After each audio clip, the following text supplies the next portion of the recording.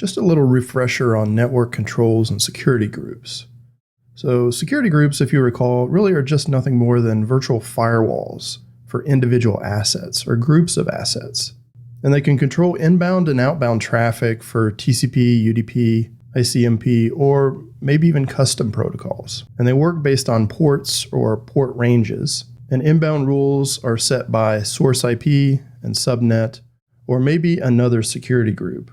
Similarly, outbound rules are defined by destination IPs, subnets, or other security groups as well. And when you're setting up security groups, don't forget about the ephemeral ports, if you remember those guys from our networking chapter. Network Access Control Lists, or NACLs, is just an additional layer of security for the VPC that acts as a firewall that applies to the entire subnet, rather than individual assets like a security group. Now, the default NACL allows all inbound and outbound traffic. It's wide open. And NACLs are stateless, and that means the outbound traffic must simply obey the outbound rules. There's no connection that's maintained. There's no address translation or anything like that. Now, NACLs can duplicate, or they can further restrict access along with security groups.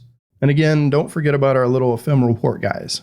Now, why might you want to use security groups and NACLs together? Well, NACLs provide a backup method of security in case you or somebody else accidentally sets up a security group that's maybe too wide open. And because they cover an entire subnet, if you spin up a new instance and select an incorrect security group for that particular subnet, you're still protected. And if you remember back to our concept of least privileges, NACLs and security groups are a really good way to implement that and explicitly allow and deny just the traffic that you need, which is always a good idea.